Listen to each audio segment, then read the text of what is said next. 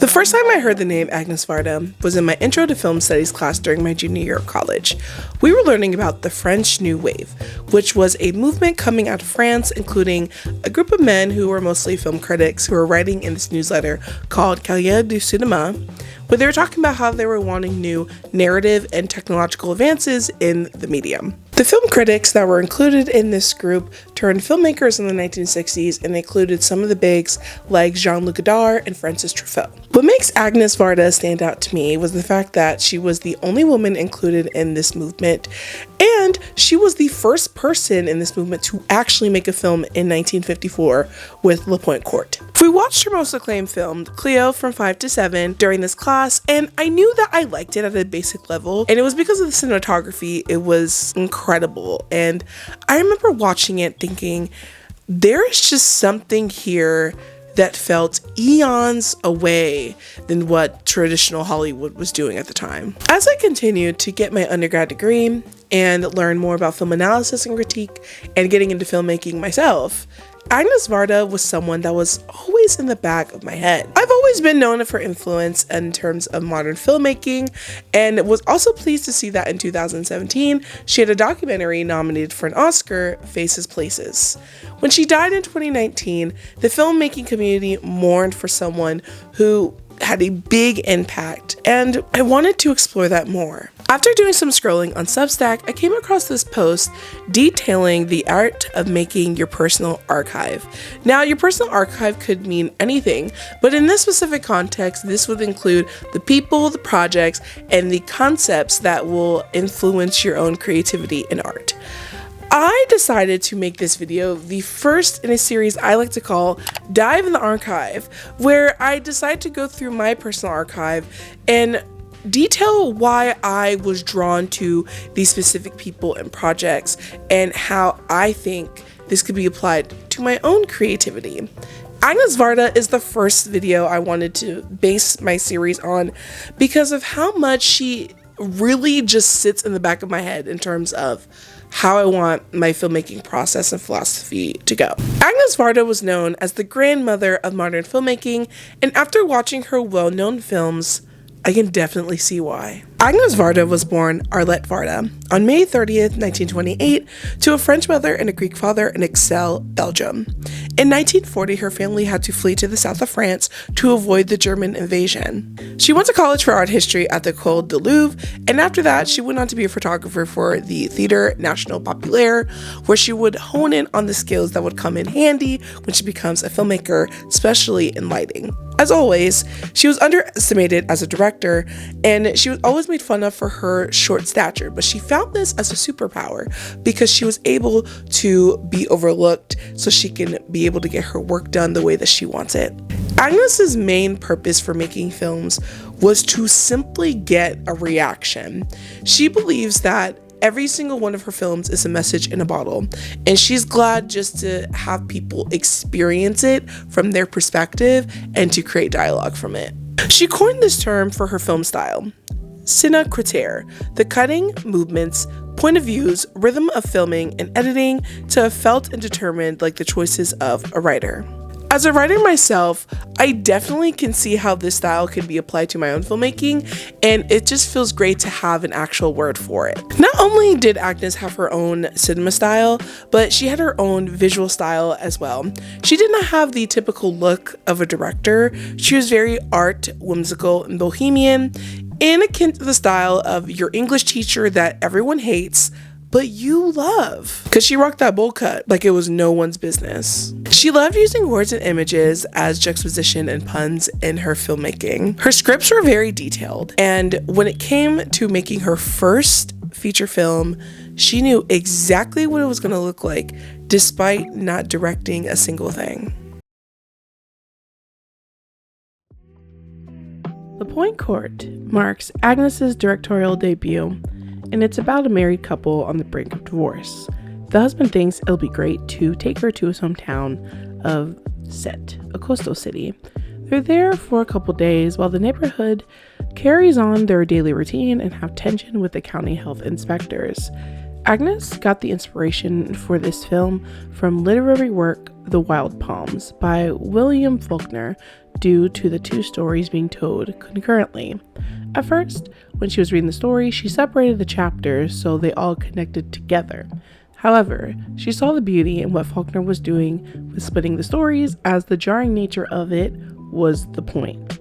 When I was watching this film, it felt like Agnes was making a vlog in 1955. The use of the natural light in the small fish coastal town created a bright but struggling atmosphere where the couple lands. There is the one shot that captivated me the moment I saw it, and it is of our lovely couple staring almost into each other's eyes, and their profiles are being showcased. And I've seen this type of shot before, but I really don't have any recent memory before this movie, and was completely shocked because I'm like, wow, every other filmmaker that has made this sort of shot, this is the inspiration. And there was just something about it that just felt intimate and also a little bit scary. And I think the scaredness comes from the couple themselves, because it's like they're looking into each other's eyes, but they're not at the same time. Like there's distance, even though they're together. I think the showcasing the couple in distress really showed that in these two shots for me. The composition and framing of this couple was also split with physical separation of their love. The point of view from the camera was also something I took notice, because it felt like we were in the neighborhood, walking amongst the townfolk and our couple. The other story being told is the health department telling the townfolks not to fish in the lagoon because of bacteria.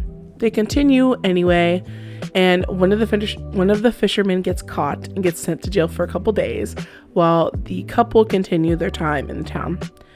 The wife is falling out of love with her husband, but her husband thinks that the dip is normal and that they'll still prosper. The longer they spend time, the wife understands the husband more, especially after visiting the water jousts and how communal the event was. At the end of the film, there's a neighborhood party where people eat and dance the night away. The fisherman was able to get released, and it was revealed that the lagoon was filled with bacteria, so the department was right to prioritize the community's safety. The wife tells the husband that she's glad that she came to town with him, and their bond is better for it. They board the next train to Paris to live on the rest of their lives together. The American reception was pretty poor, as publications and critics ignored this film and saw that it was good but unreleasable. When I think about the American films that are being made before this one, the productions lived on sound stages and a stylized system of creating stories and narrative. It was always clear that Agnes Varda was going to be on the outside of that, and this film is a sneak peek to what her career was going to look like and how it was going to break boundaries. Cleo from 5 to 7 is my favorite Agnes Varda film, and I think this is her at her best. It is about a pop star waiting for a cancer diagnosis, dealing with her mortality through the lens of beauty. What makes this film unique is the double use of objective and subjective time, the title cards that we get during the film, and to whether Cleo feels like it's going quickly or slowly due to her emotional state. The film begins with a tarot card reading, and Cleo is seeking guidance for this trying time in her life. This is the only section in color the entire movie, and I think that's a choice because that signals the shading of color, aka life. I do tarot card readings for my spiritual practice, and I think the major sentiment of take what resonates and leave what doesn't really sits with my intuition for my interpretation. Cleo is coming in with a specific fear, and I don't think she's really being open to what the cards really mean. She is superstitious and leaves feeling more on edge when the death card is pulled, but the tarot card reader tells her that death is a card of transformation, but Cleo is stuck on the actual card. The cinematography is very distant when it comes to Cleo in the first half of the film. It's like the viewer is watching in a voyeuristic way because we want to see how this day is going to end for her. She is a white blonde woman wrapped up in her own life. She ignores her assistant Angel and her comforting nature. It seems like everyone she's talking to about her issues, they brush her off with ineffective advice and niceties. But now that it might end earlier than she thought, she's stuck with those thoughts. She wants to be left alone, so she removes her wig, puts on the black dress to roam the cities of Paris. The POV from Cleo and the people in the streets looking at her is very real because they don't know who she is, or maybe they do know what she is, but they don't know what she's going through. Are they judging her for simply existing? She meets up with her friend Dorothy, who cheers her up for a period of time, but then Cleo is left alone. When she's wandering through the city, it feels like the dark soul of the night. She meets Antoine, a soldier on leave from the Algerian War, and they forge a very quick but intimate connection. They talk about their mutual fear of death, and it is the first time in the movie where Cleo is understood and the transformation happens. She even tells Antoine her real name, Florence. Antoine goes to Cleo to the hospital to get her results in person to fully lean into the fear, and she agrees to see him off. The doctor has already left for the day, but Cleo has Antoine with her and she accepts her fate no matter what. Then her doctor happened to be walking by and lets her know that she's going to need some chemotherapy, but the outcome is good and in her favor. The universe was looking out for Cleo because the moment she released fear and radically accepted her situation, the best case scenario would happen. I was going through a health scare one time when I watched this, and I felt a deep relatability to Cleo because I also fear death. I witnessed death at an early age with my father passing. Sometimes I think whether I'm doing the right things I want to do. Life is short, but it's also long. I want to do what I want without fearing self-doubt or judgment. I related to Cleo on that level. When I say that this film ran so Midsummer can walk, I mean that. This film is about Francois, a man who is married to Thérèse with 2 children, and it seems like he's very content with his life. Until he starts an affair with Emily, the postal worker, who oddly looks like Thérèse. Francois carries on like usual, going to work, being intimate with his own wife, playing with his kids, hanging out with the boys, while bedding Emily and exploring his sensuality. When he tells his wife of his consistent happiness as of late is because of this affair, Thérèse is okay with it and they proceed to make love in the woods. When Francois wakes up, Thérèse is nowhere to be seen, so he grabs his kids for a walk. There's a group of fishermen surrounding the lake and it looks like someone drowned. Francois wants to go investigate and it is revealed that it is Thérèse. She killed herself and Francois just has this look of pure shock and bewilderment because why would the wife that he just made love to be dead? Francois takes the kids to his parents after the funeral and Emily provides some condolences when they see each other. Quickly after that funeral, Emily and Francois become a couple and she's taking care of the children and they all walk off into the wooded sunset. What I liked about this film was that it was presented as a slice of life with this affair sprinkled in. Francois meets up with Emily and pursues this passionate affair just to make his life interesting. The film premise is simple, but Agnès was able to convey this concept in a jarring, bright way. The cinematography of the film is mind-blowing. Blues, yellows, reds, bright color palette up and down, showcasing the exhilarating and explorative part of life. Agnès wanted this film to showcase how society makes women replaceable while not punishing the man. When I found out that this movie was panned by people and thought the plot was too provocative, it's just a firm reminder that patriarchy is alive and well no matter what the decade. When I rewatched this film, this was freshly after the announcement of Meg Thee Stallion and Klay Thompson's breakup amidst him cheating, and it truly made me feel so conflicted because I'm attracted to men. I want to date men, but it also seems like it's not worth it as a well-rounded person who truly shows up authentically, because even if you do, the person who has low self-esteem is going to cheat and ruin any trust that you had in the first place, and it doesn't seem worth it. And just to end on a funny note, I actually did make a video on this film, and when I finished rewatching, honestly, I had the same sentiments. Like, it's just absolutely mind-boggling to make a film like this. Yeah, no, none of my thoughts really changed. I watched Vagabond for the first time, and this film came out in 1982. It is about a homeless woman named Mona who's found dead in a ditch in the Gard countryside of France. When I was watching this film, Cédrine Bonheur reminded me of Brie Larson and how Brie Larson could do a biopic of her. Agnès had this idea with Cédrine in mind, and they worked together to craft Mona's character. Time goes back and details her last 2 months during the winter. Mona looks fairly young, maybe early to mid-20s.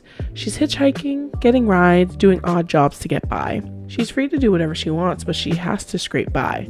Her guard isn't always up, but she knows how to leverage men. She takes on lovers to get where she needs to go. Mona's indirect actions gets a woman fired due to her carelessness. It's alluded that she gets sexually assaulted, and this experience seems to add to the emotional breakdown she goes through in the train station. Her stuff gets burned in a fire while she's squatting in a torn down house, and her shoes rip apart. To other people, it seems like she's suffering. is it even worth it to live like this? With each person Mona comes into contact with, they break the fourth wall, talking directly to the viewer, explaining their thoughts on Mona and the time that they've spent together. That storytelling element is interesting because it comes across as Mona being the car crash no one wants to look away from, and being the person people are jealous of. Mona reveals that she was a secretary. She made decent money, probably a good apartment, maybe even a car. She gave it all up to do whatever she wants because to her, this is freedom. The whole movie, she was just meandering, and I think that's the point. But at some point, does she not think maybe I should go back and start over? When she falls into the ditch, injuring herself, it truly seems like she has no fight left. We never really know her backstory besides the job. We don't know her age, whether she has a support system. She gets buried in a community grave with only people who crossed paths with her, holding on the memory of her existence. Some people will still argue that she got the better end of the deal because she died knowing that she lived to the fullest on her terms. The influence that Agnes Varda has on me boils down to philosophy. I love cinécriture as her filmmaking style, and I can definitely see how that can be applied to me. Something that I gravitate a lot is natural lighting, and I love the idea of point of view straight from the character, and that's something that I caught visually in each one of her films that she did. Agnes Varda did work with DPs on her film, but it's interesting because for my current short film that I'm filming, I don't have a DP. I'm the DP.